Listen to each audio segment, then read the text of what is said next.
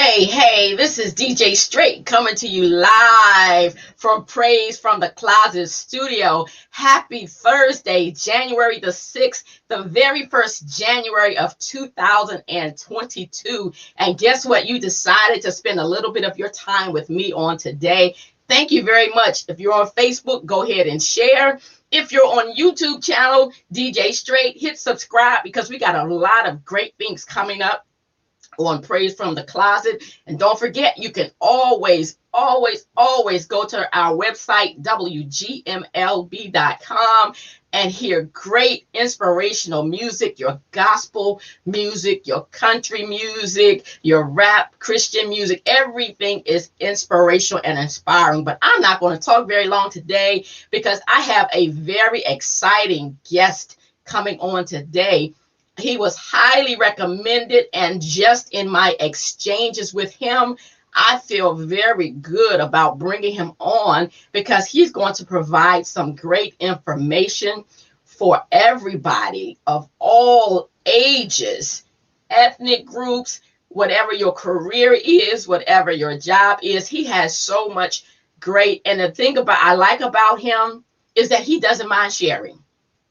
So grab your pencils, grab your paper, and throughout, I will definitely put up his contact information so that as we go throughout the broadcast, you will be more than welcome to just continue to write things down. And guess what? If you have any comments, you can put them in the comment section, and I will display them. But before I keep on talking, let me bring on Mr. Glen L. Jackson, the financial advisor from the Investment Center, Inc., INC, period. Hey, DJ Straight, how you doing? Thank you so much for that wonderful welcome. Thank you for coming on. Now, listen, I'm going to read your bio, okay, or just a little snippet of the paper that I have, and then I got a burning hot question before we even start. So. Okay. Glen L. Jackson, financial advisor. Glen Jackson is a fully licensed financial advisor with the Investment Center, an award-winning broker-dealer with over 20 years of experience.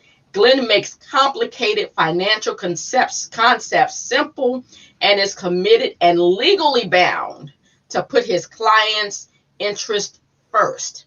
Glen specializes in investment management, financial planning, life insurance, and retirement planning. He often leads seminars in places of employment, churches, community centers, and other gatherings. With the ability to meet in person or remotely like we're doing now. Okay, Glen is always available for consultation. I'm going to read that again. Glen is always available for consultation. Glen is also the principal and manager of the Living Capital Group, a group of financial professionals who are enabled to assist clients in every aspect of their financial life. So listen, I read all that, but my very first question, when I knew I was going to talk to you, was, were you like Michael J. Fox on his show, not Growing Pains, I think it's Growing Pains, and all you did was talk about money when your other friends were outside playing, where you're in the house like counting rocks or counting some pennies and stuff? Tell us how you got involved with doing the financial planning.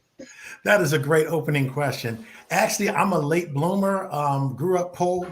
I came from a poor family. We ain't have much, but the Lord I know that song. Been good to us. But the Lord been good to us. Yes, he has. But what happened to me is when I began to try to decide what I would major in college, the only thing I wanted to do was major in something where I could make money. And that just drew me right to the stock market. And I thought it was just the most intriguing thing, watching stocks trade, and the Dow Jones, the S&P, and the EPMD, and all the other stuff that I couldn't understand. So I wanted to understand how money worked. And I was not a student that had a broad level of expertise. I was good at math. The other things, biology, sciences, English didn't interest me, but money always interested me. So that's where I got started. So let me ask you this. Did you have a mentor to kind of push you on, or did you figure out, hey, I just got to learn this thing for myself by trial and error? I did. You know, God always brings people into your life. And sometimes God will use a saint. Sometimes he'll use a heathen. I'll give it to you straight, DJ Straight. So he That's brought me a right. heathen who saw this African American, and I had a dead end job at an investment firm. I had a job that predated the internet, where all I did was people would type messages and it came through a wire machine, kind of like stenograph, and I would rip the wires and I would bring it to the traders. And he saw that I had good character. I came in on time. I spoke well, spoke with respect. I wore nice suits. He said, I want to invest in you. And he sat me down and he took about 5 months out of my life and he began to train me and teach me. And that's where I learned everything. Okay, so when he said that, because he approached you, he saw something in you to say, I want to invest in you. What was your first reaction? Were you excited, or were you like, I got to pray about this thing. I got to check and see. My first action was Jesus has been good to me, because I saw it and didn't understand anything. But I could Okay, sense, you know how when God moves in your life, you can just sense his favor? I could just absolutely. sense you've been sent by God because you have no reason to select me. And he slow walked me, DJ Straight. I mean, he took me from the basics. This is what a stock is. This is what a bond is. Here's how we create mutual funds. He really slow walked me and spent a lot of time. It was really, really a good investment. Wow. And by you saying that, that meant that he really took the time, he took the care. And as you said, he walked slowly with you. So as you were coming up, could you see yourself in a particular career other than what you're doing now? You know, my wife will tell you I didn't have vision in those days. Couldn't see myself as a trader, couldn't see myself as an advisor, couldn't see myself handling people's money, just didn't think that I knew a lot. My mother was a very good mother. She was a teacher. She taught me very well, but I had no exposure to wealth, had no exposure to those kind of things.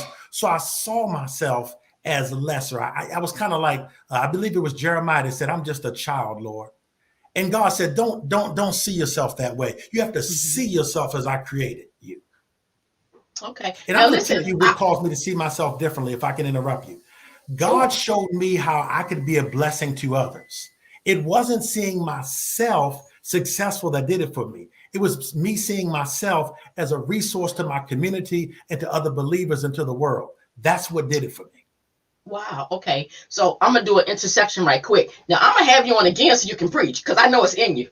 You can preach, you can testify, whatever it is that you want to do. But okay, in your I brought my twin, Bible just in case, just in case. hey, this is Gospel Music Lovers Buffet. We all about the positive things, and you can have fun. The joyful heart is great medicine. We don't want any more broken bones. But listen, in your No. 20 years, talk about your first 5 years as you Okay. started in this.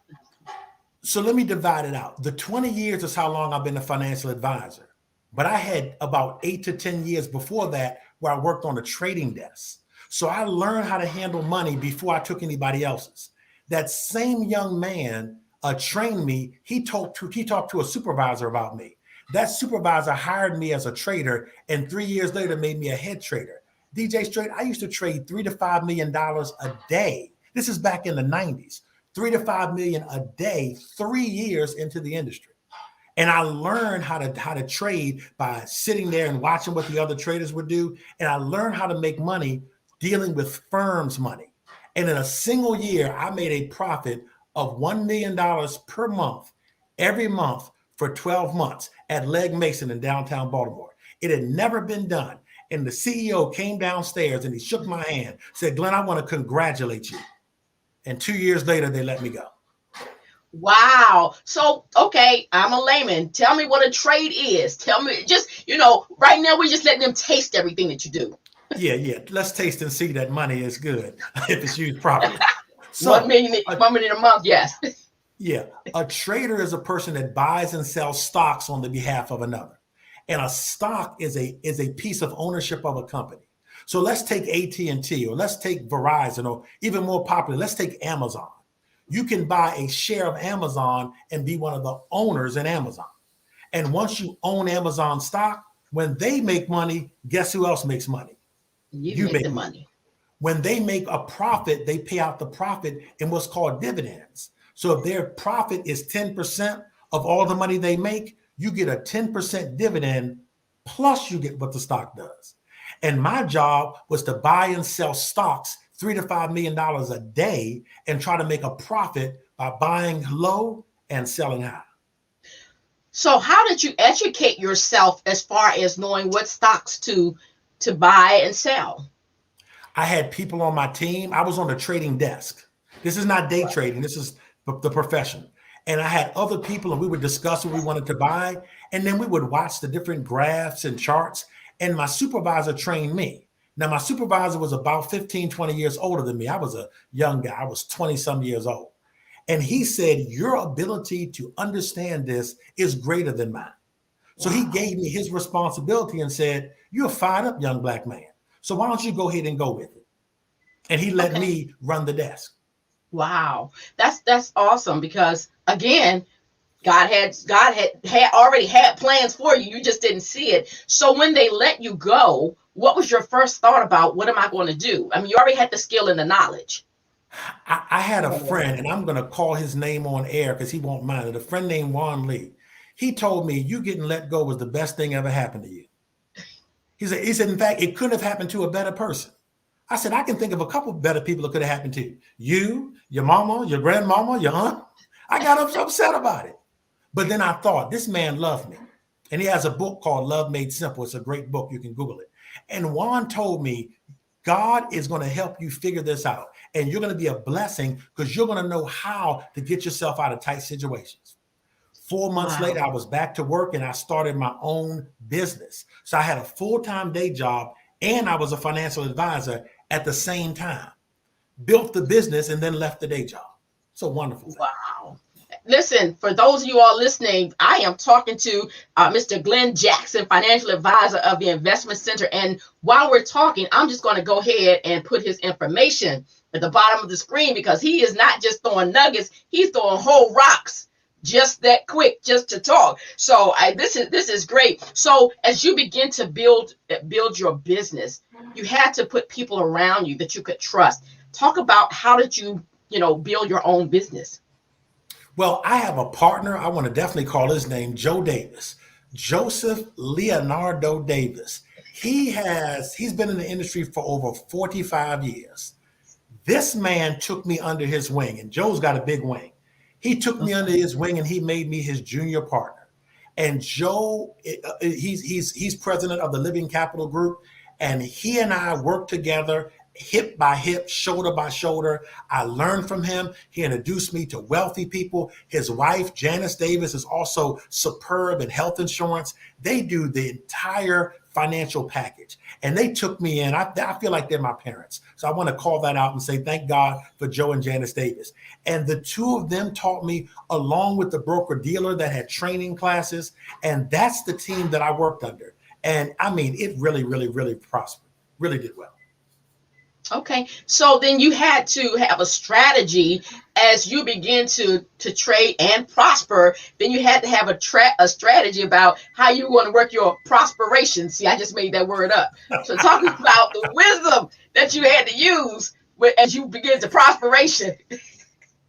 Well, the process of prosperation is approximately done like this. You get in what's called study groups. You find other financial advisors who are examples to you. And I have 3 or 4 who are examples.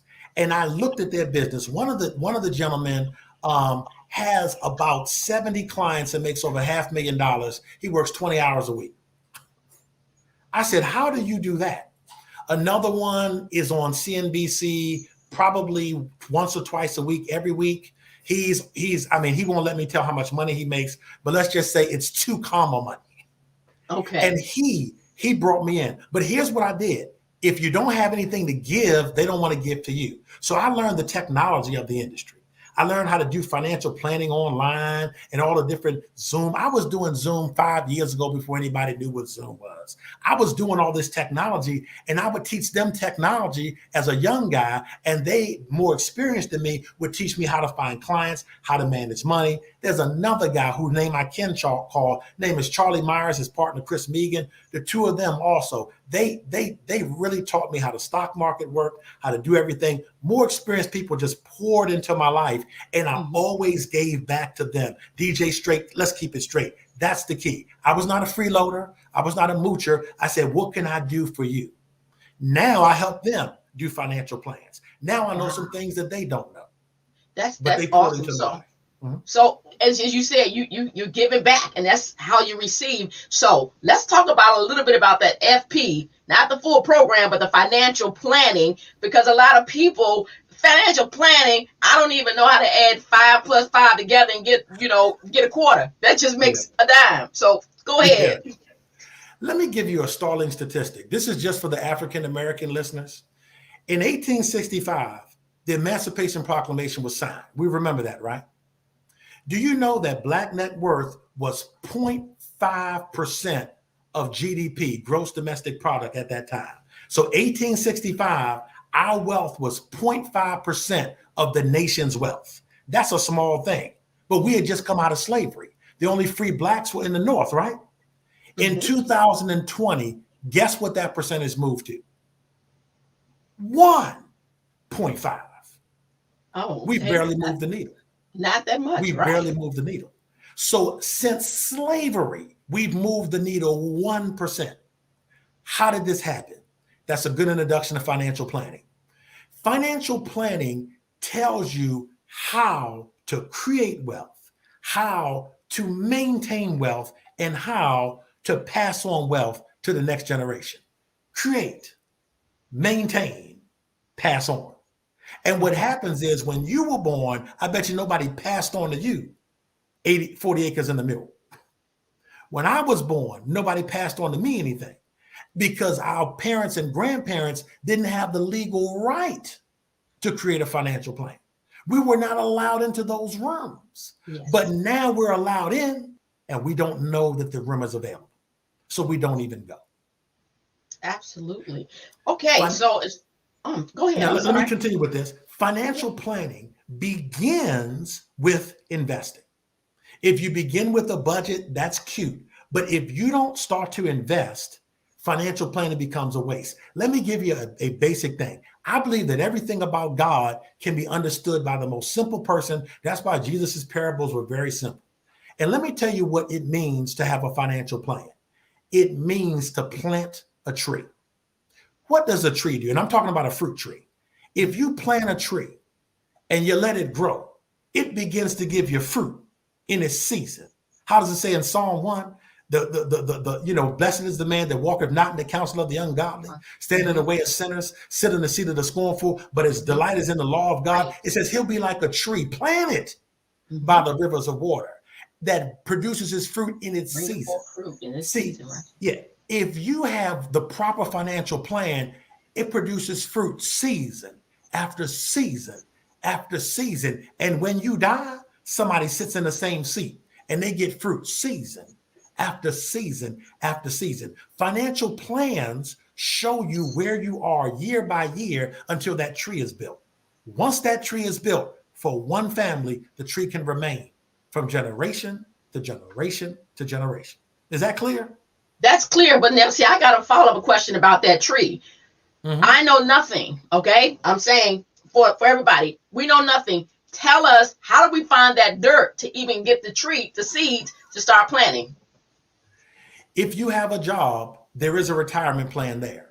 Jobs are now required to provide some type of retirement plan. If you work for an individual or subcontractor, they may not, but regular jobs require it. And now they're requiring that everybody be educated. So it begins with your job. If you have a regular job, start investing in that retirement. Once you start investing in that retirement, that is the beginning of your tree. Over the course of years, as you see it grow, you will understand. The second thing you do is you always, every time you get paid, sow some of that money.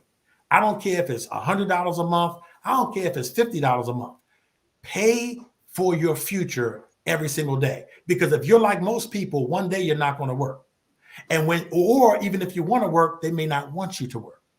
You may get one of those pink slips that you didn't ask for. So if you don't think about the fact that one day you're going to have to live off of some income that you're not going to be paid for work, Put money aside every month so that something's sitting there for your future. Okay? That's how you plant that tree. And you can only do what you have. But can I give you some math so you understand how this works? Absolutely. Let's use big numbers now. Let's dream. Let's look big. Let's just say you have $1 million. You know, if you get a 7% return on $1 million, that's $70,000 a year. You know, the stock market has done about 8 to 9%. The S&P has done about 8 to 9% per year. So if you put your money in a good stock mutual fund and it's earning 8 to 9% and you're pulling 7%, you're making $70,000 a year. You can live on that for the rest of your life. And when you die, you have $1 million left there. Your children step in next. They take 70,000 a year, but the million keeps on producing and grows slowly. Then your grandchildren. I believe the word of God says that a good man leaves an inheritance to his children's children. And that word man there, that's not the gender. That's the humankind. Anybody can do this with the right plan.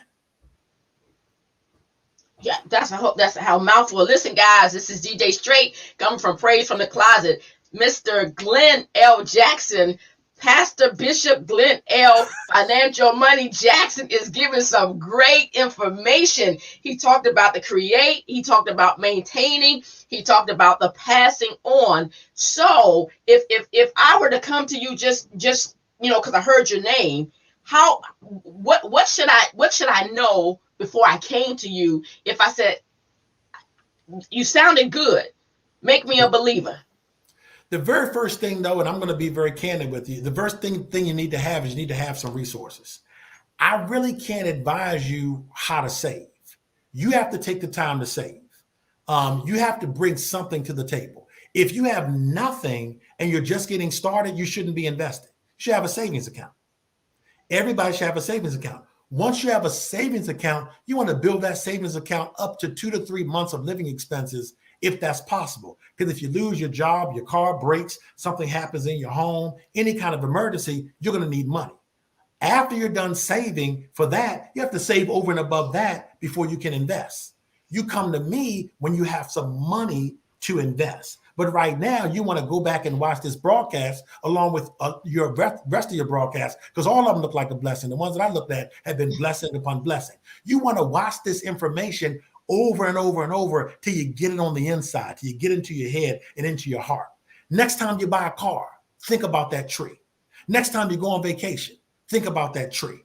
Picture it on the inside, a tree that's producing fruit. So I live off the fruit and don't even have to do anything with the tree. Build that tree. You can do it. So listen, I know I was getting ready to say, so you said you got to have something to save. I can't bring you some peanut butter and jelly.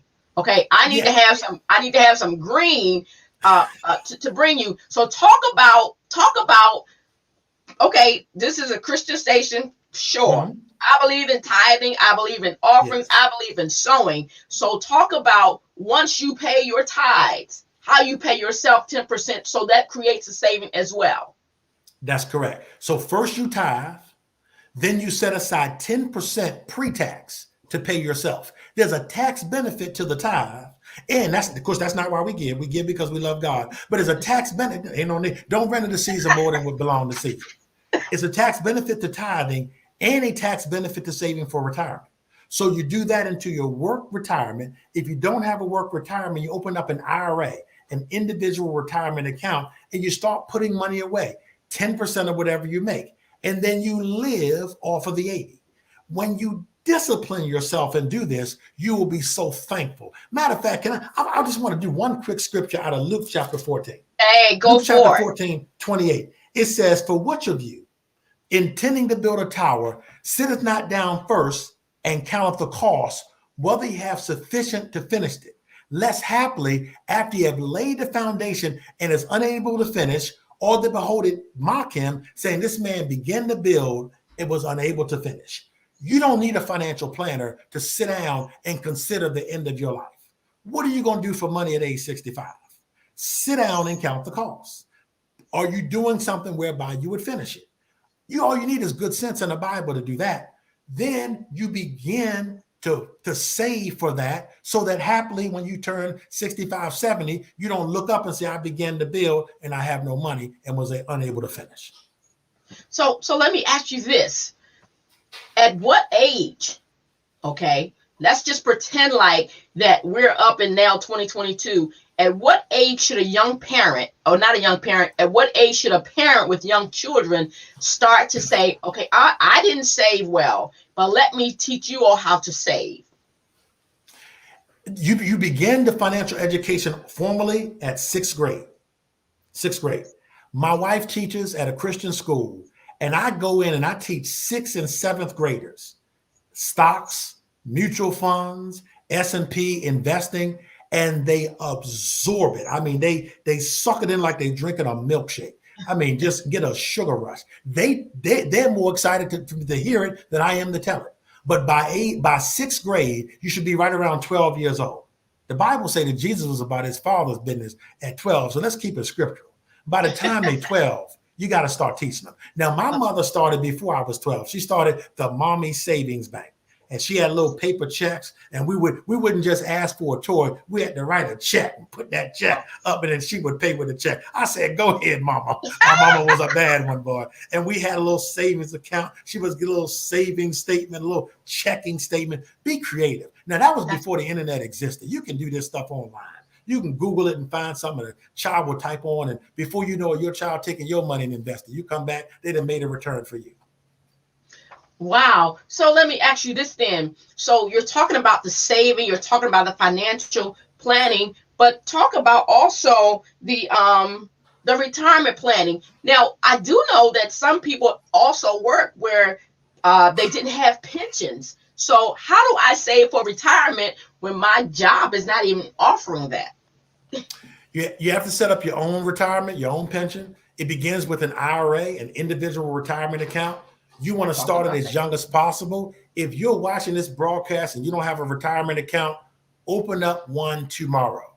I cannot endorse any company. In fact, the words that I'm saying, they're my own. They don't represent the investment center or any of my partners that I've mentioned. They're my own. But let me give you a couple of names to consider. There is Fidelity, there is Vanguard, and there is Charles Schwab. All three of those, Vanguard, Fidelity, and Charles Schwab, have online accounts where there is zero fee, no fee whatsoever. You can go online and you can get started right there. They will tell you what to invest in based on questions they ask you. It becomes an online advisor. And of course, I have integrity. I'm not trying to suck every dollar out of every person. If it's better for you to do it online without my help for free, I'll go ahead and let you do that. If you have a lot of money, I would give a person a free consultation. And if it's not a match, I'm going to let you go. If it is a match, I'll make a case and you make the decision. But this is Christian radio. We are on a gospel music buffet broadcast. So you're not going to get some charlatan trying to make some money off the listeners. I came here to be a blessing. And if you come from this show and I meet with you because you have some money and it's a significant amount, the meeting is going to be free. Because the believers, that's we take care of one another. Now, if you're watching this show and you are a heathen, we offer you Jesus. And if you don't want Jesus, I'm charging full price. No, I'm kidding. Hey, full price. You better make that on the call. Hey, look, just fall where you are, folks. I don't have no oil in here. You don't need it. There you go. Just fall where you are. But this is great info. This is great information because, again, Mr. Glen L. Jackson, I'm going to give him another title, the arch financial guy. He is giving some great advice. He is giving advice where you all can be taking notes and writing down, go back on the YouTube on DJ STRATE and review what he is saying. Not only does he do the financial planning, I'm getting ready to hit this right quick. Life insurance. You cannot buy life insurance after you die. Okay? Like I said, I have another product, but I want him to talk about the importance of having life insurance, because GoFundMe was not made for funerals, nor storing your body for 6 weeks until y'all can get together and scramble up at least 500, because cremations even went up over 30% last year. Talk about the importance of life insurance. First of all, I believe that Black lives matter. I believe that white lives matter, Latinos lives matter, Asians lives matter. anything that I can't think of, every life that God made matter. So every life should be insured. I did not say that everyone should have life insurance, but every life should be insured. If something happens to you, your life should be insured. Now, if you have $25 million, you may say, well, I can use one of those million.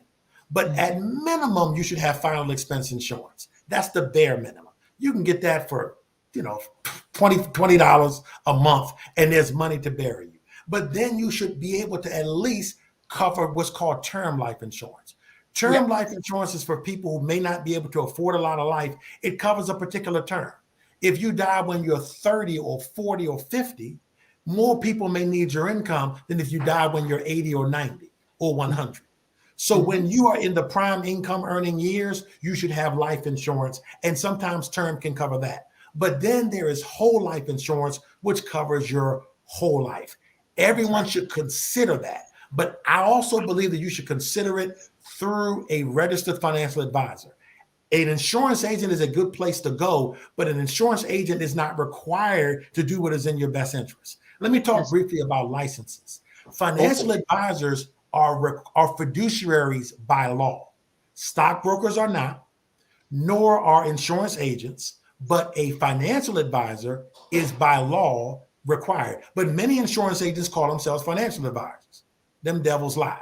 In order for you to be a financial advisor, you have to either be a CFP, that's Joe Davis, my partner, or you have to have a Series 66. A Series 66 is the license that you can do. Now, if you have a Series 6, that is not a financial advisor, that's a mutual fund salesman. A Series 66 is a financial advisor. Now, if you meet somebody with a Series 666, that's the devil. Right. You do not avoid the devil and neither give him place. I have some Series 666 people that I've been friends with. One of them at my church, he got banned from the industry and he's now serving a jail sentence. We love him. We're praying for him, but you didn't have to do that stealing. But a person with a Series 66 or a CFP are the only people that can call themselves financial advisors, and they are the fiduciaries of the industry. They're the only fiduciaries. They are required to tell you what's in your best interest. So let's just say, DJ Straight, you don't need life insurance. Insurance agent is never going to tell you that because they don't get paid. That's right. I have told people you are self-insured. You can get life insurance, but we can also provide for it another way. And I say, like the commercial says, only pay for what you need, because life insurance is not free. But I'm going to answer your original question. Talk about the importance of life insurance. Life insurance is paying pennies or quarters on the dollar. So I can put $200,000 in life insurance, die, and my family gets $1 million. It is an investment because normally you're going to get 2, 3, 4 times as much out of the insurance as you put in. And a good financial planner will show you that in dollars and cents. Okay. All right. So I'm going to flip for a minute. As a little boy, not quite a teenager, what did you do as a hobby or entertainment or for fun? Yeah, as a little boy, I loved the game of baseball. So I would play baseball, and back in the day, we got creative. So if I didn't have anybody to play, we played curveball. I throw the ball up against the curve and try to catch it, and I get a hit on myself off the curve. Okay. I would do this for hours at a time by myself. Hopefully nobody that's watching remembers me standing outside their house sitting up against the curve. And by the way, I played with a tennis ball, so I never broke any windows. If your window got broke, that was Tony Johnson up the street. That wasn't me. Run, Tony, run. Yeah, had to put you out there, Tony, but that was you, man. You ran, and it wasn't me, right? Oh, okay. That's cool. Okay. So let's flip the script. As a 20-something-year-old to 35-year-old, because you don't look a day over 36-ish. What was your hobby, your passion, or what you did for entertainment? You know, what I did in those days, I had an overnight conversion life experience in college. So I was a tenacious studier of the Word of God. I had a wife in my 20s. I got married at 24. So I took her out on dates every single week until we had children. Bless the Lord. I had a little coupon book. We get 50% off. It was great. I gained all my weight during them years. We just ate out every week. But outside of doing that, I was a Bible nerd, stuck my head in the Bible, really didn't play a lot of sports. When I had children, I was actually 29 and 31 respectively, I believe, when I had children. Yeah, 29 and 31. I started to get involved in whatever they did. Okay. So couldn't shoot a free throw when I was a basketball coach. Oh, wow. Okay. And I got 3 championships and went to the finals 8 times. Couldn't make a layup. Okay. But I was the man. All right. So now, where you are now, what's your hobby? What do you do for fun? What's your passion? My passion, boy, is gospel music. I'm a worshiper. I like to just sit and listen and worship the Lord. My son is just an not Olympic level, but he's a really good swimmer. So I do swim, not on his level, and I go to a lot of the swim meets. I do a lot of sightseeing. I'm gonna tell you what I really do for fun. I don't know why I didn't say this from the beginning. I'm a foodie. I mean, class A foodie. I know every restaurant in town, the top 100, the Washingtonian, the Washington Post. Boy, I just can't cook a lick, but I could be a restaurant critic. Been all Okay. Yeah, know the chefs by first name and everything. All right. Okay. So let me tell you the reason why I asked you for those 3 stages, because as you were a little boy, then the teenager, the married man, and now you can afford to do anything that you want to do, but because you made plans, you made an investment. And so we don't just wake up at 5 years old and go out and buy our first house. We know nothing about that, but the stages that you went through, you glean from each one of those stages unto where you are now. Is that now, okay, you can plant seeds in other people. You can mentor in other people. So you started out saying that you're doing this because you wanted to help people. You wanted to give back. And so as I look at your sheet, you said that you will talk at places of employment, churches, community centers, and other gatherings. Tell me one of your probably favorite stories about one of those places where you laughing, you got something coming up, where you saw a benefit for the people. I give you my favorite story of one of these speaking engagements. I was at a family reunion, 200 plus strong, and everybody eating dinner. And they got fried chicken, they got ham hocks, they got yams, they got black eyed peas, they got potato salad, they have sweet potato pie. And the guy that invited me said, "This is the only time we can fit you in, and I don't know how you're gonna compete for the food, but I'm gonna give you a shot." And he put me up there, and I'm saying, how am I gonna get everybody's attention? Well, I think I'm a comedian. My children will tell you I'm not funny, but I think I am. So I started off just telling jokes. After I got done telling a couple of jokes, then I started to talk about money. Do you know I never saw more sweet potato pie? I saw corn on the cob get cold. I saw fried chicken get cold. They were like, how you do that? Because I do these examples when I'm doing a seminar. I had one guy, 25 years old. He started off saving $50 a month. Another person, 35. They saved $100 a month. And when the guy that was 25 retired at 65, he had over $1 million. Everybody's dropped it for. How you get $1 million? And then the other guy had like 600,000. And they were like, and then I had these little examples, these little parables that I do. When I got done, the caterer said, we stopped serving food a half an hour ago. Didn't nobody want to eat? Everybody want to talk about money. And I said, and I've never been able, that family said, this is such a blessing. We wish you could come annually. But the next one was in North Carolina. Then they were going to somewhere. I'm like, I ain't driving around to talk to your family. I ain't having that. Hey, but it was they should have flown you there. You really had, but family was pretty much broke. So they couldn't bring me in. And I don't accept honorariums, just so you know. So you can't bless me to speak. I'm going to give the money back. I will not accept an honorarium anywhere. Now, listen to what he's saying. I know musicians that won't touch an instrument without, can you slide me something before I even come? And then they wait. And don't get me wrong, because I'm a musician myself, so I understand a servant is ready of his hire. But what he is saying is he is blessing you, giving you information that will not only be for you, but for your children. Your children's children. And when they find some more that you didn't even know you had, perhaps they could even be blessed by that as well. So I'm telling you, Mr. Glen Jackson, you are so cool. And I'm gonna tell you now, I'm gonna give you an open invitation. When you want to come on Praise from the Closet, you text me, you give me at least 24 hours notice, or give me 6 and say, DJ, I need to come on today because I got something to share. I got something to share. Because what you are saying literally can change somebody's mind, not only in their finances, but you have never changed your character. Now, I don't see you sliding money under nowhere or borrowing this to borrow that, whatever. Talk about when it comes to the integrity of being the financial.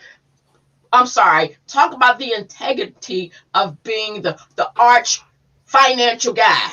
That's what I'm calling you. I might find you a cat from somewhere. I know, give me a little pointer one like that. Right. Yeah. The archbishop of finances. You know, I taught at Bethel AME years ago at their prosperity conference. This is back when Bishop Eddie Long was alive. And I remember when they were teaching, they told me they were going to bring me an honorarium. And I told them, as a financial advisor talking about prosperity, if you pay me to talk, you can slant what I say, because I'm essentially earning the pay. And for me, I just don't want my heart tainted, because if I teach you in a church, or if I teach you in a community center, or even to your family, I'm gonna tell you the truth. And sometimes the truth is offensive. I tell people, they say it's because I wasn't educated. I say, no, it's because you're greedy. You know how much that Mercedes costs, and you knew you didn't have enough money to pay for it. That's not education, that's greed. And I told Bethel AME, I walked in here with money. I'm going to walk out with money. You don't have to bless this prophet. This prophet is blessed by God. I'm like Abraham. You ain't going to say you made me rich. And everybody stood on their feet and clapped. And Frank Reed, who was the pastor, Dr. Reed, stood up afterwards. He said, you know what? I don't play with God, and I agree with you wholeheartedly. We shouldn't be begging for money from the pulpit. If what you're doing, a servant is worthy of their hire. I believe in blessing the man of God. But listen, I am in the pew like everybody else. So I don't need to be paid. I have a good job. It's called a financial advisor. And my clients are good clients. And so I can be compensated by those who can help me. But how can you be a blessing with your hand out? Now, if people want to bless me later, that's fine. You know how you can bless me? Be a success. I want what I said to change your life. If your life changed, I'm all right. Jesus said, don't store up treasure in heaven and earth where moth and rust does corrupt. I need some folk to send some treasure in heaven for me. Let me be a blessing to your church or to your family or to your job so that God can reward me. Because your money will not be the reward of doing those good works. If we have a business relationship, we'll talk about that. And you can become my client. But when we speak, no, we got to be a blessing. We got to be a blessing. Because guess what? At the signing of Emancipation Proclamation, my ancestors looked like this. Did nobody help us? I know where I come from. And I cannot afford, we cannot afford to wait until we can pay. We need this advice right now. Am I right, DJ Straight? That's right. You're right. But you forgot to say Dr. Frank Madison Reed. Because he always called his whole name. You got to say the whole thing. The third. The third. Don't forget the third. But I let me tell you, I have certainly enjoyed just talking to you about real stuff, real life principles, because again, it's things get sugar coated too much. I saw a quick view on one of the news stations about how this man said you could make $50,000. I don't know if it was a day or a month. And then he said, well, even during the pandemic, my business got kind of messed up. So that means all those people that he was leading to make that type of money, they lost as well. I want you just to talk about money doesn't come quick fixes like that until you put some work into it. Please tap on that. Yeah. There is no fast route. There is no quick fix. There's no stock I'm going to tell you and it's going to quadruple overnight and give you 100% return. People are chasing Bitcoin because they're trying to get rich.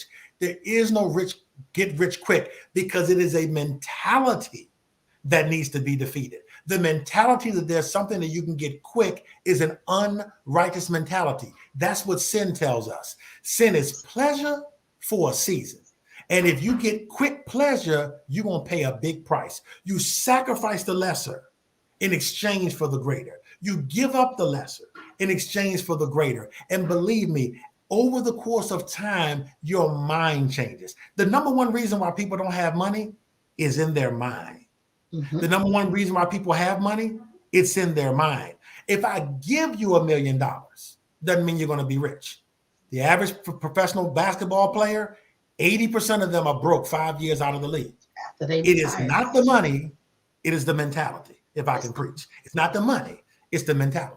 And if you do it, if you build up slowly, your mind changes. Renew your mind. Once you renew your mind, now nobody can change you. That's what we need. Get the mind straight. Your entire life is following your thoughts. Whatever's happening in your life, it started up here. You crazy up here, your life crazy. You drama up here, your life is drama. You love Jesus up here, your life is blessed. Absolutely. It's all about the mind. That's right. So did y'all catch that move? The money, the mentality. Get that rhythm, the money. I saw it. But really, I want to say that I have literally thoroughly enjoyed you coming on just to share. And so look, 240-205-6949. Now that paper was a little bit pink, unless that's my ink. So I want to make sure I have the right website or email. Can you repeat your email for me, please, just to make sure that it's correct? My email is gjackson@investmentctr.com. What you put on the web on the thing is my website. My website is glenjackson.fp. glenjackson.pfyfn. I don't even remember. Okay, so I read it right.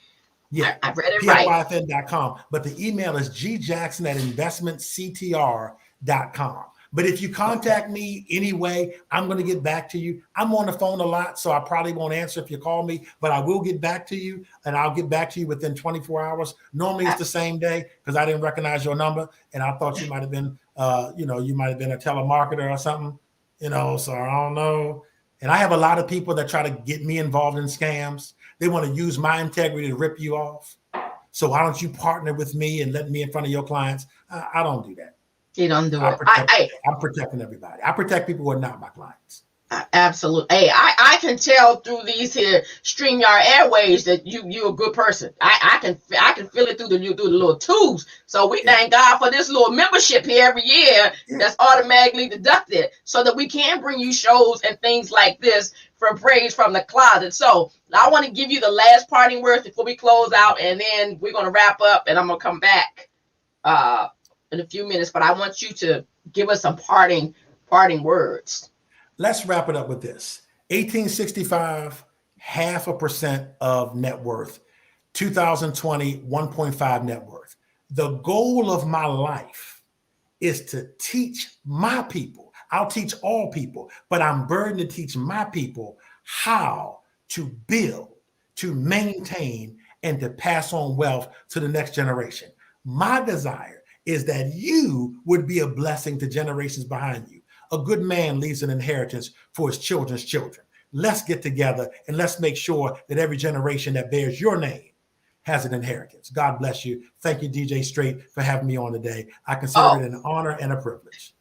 Absolutely. So listen, to all the people that are looking, I'm forever saying the congregation. That's my mentality. But for the listeners, go back on YouTube. I want to make sure that we get a lot of views on this, and don't just view it, take notes, and then contact Mr. Glen Jackson. You can see all the information that he gave us in just this short 48 minutes period. Imagine if you connected with a partnership with somebody that's honest, somebody that has integrity, and somebody that has character. You all know that is major with me. If you're missing all three of those, I can't use your business. I might throw you a straw out the window, but other than that, I'm keeping far away because we can't have it. But Mr. Glen Jackson, it was certainly an honor and a privilege to have you on, and I will give you publicly an open door when you want to come on here, even if you're not going to talk about finances, if you want to just bring that Bible that you have and share the good news, the inspiration, because that's what we are about. You cannot go to Safeway and buy some eggs. I'm going to send you an envelope. I'm going to cash app. You can't do that. They want their money. So anyway, it was great. Thank you all for coming on today. Again, share, go on our YouTube channel and hit subscribe, because we even have a good show coming on tomorrow at 5. Reverend Dr. Jerome Lee, and he's going to talk about his ministry, inside bars and outside bars. And I'm not talking about Candy Mars bars. I'm talking about the gray bars. Your suit. So I love to laugh. Anyway, sign it off, and we will see you all on tomorrow. Again, thank you so much, Mr. Glen L. Jackson, for coming on today. All right. Hey, I almost say, hey, amen. That means Amen. It is so. Amen. I can't fake who I am. Can't fake who I am. So we're going to sign off in 1.